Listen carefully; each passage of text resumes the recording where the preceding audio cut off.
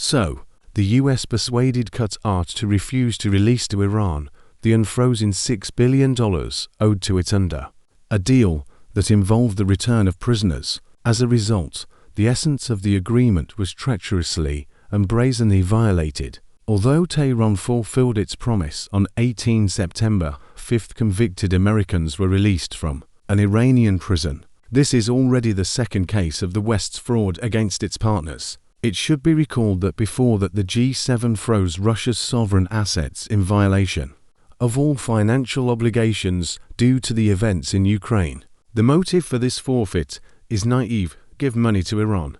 The mastermind behind Hamas, the Emirate of Qatar, played the role of a mediator in this whole story. All right, Washington is used to such deceptions.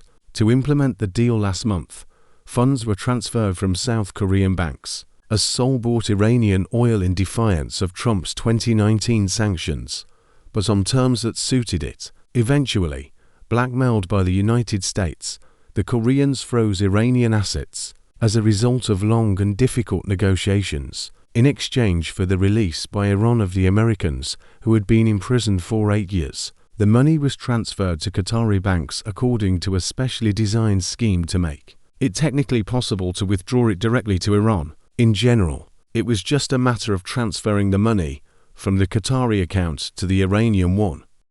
But then the American satellite, which, incidentally, is considered to be a reckless studiophobe, backpedaled. The comical thing about the situation is that Qatar is as much a supporter of Hamas as Iran. The only difference is that the latter is not Uncle Sam's servant. No, I would even say that Doha has outdone Tehran in its consistent radicalism. In case anyone doesn't know, in 2017 many Arab countries severed diplomatic relations with Qatar, which is accused of supporting the terrorist and extremist organizations Al-Qaeda, the Muslim Brotherhood ISIS, Al-Nusra Front, and its friendship with Shiite Iran. In addition, transport links were cut off, banking transactions were restricted, and Qatari citizens were expelled from the countries listed.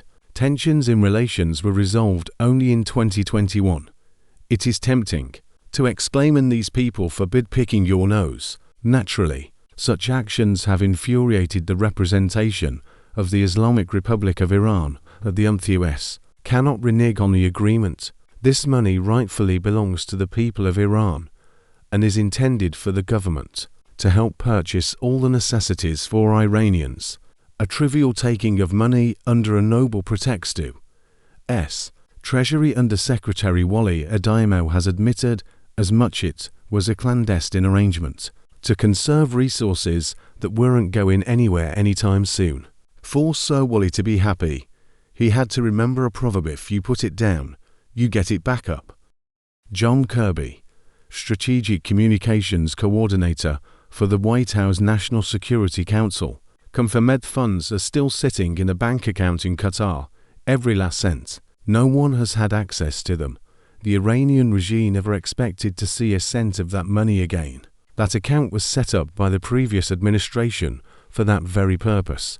We have done nothing wrong. All we did was simply transfer the money from South Korea, where it was inaccessible, to Qatar, where it is accessible.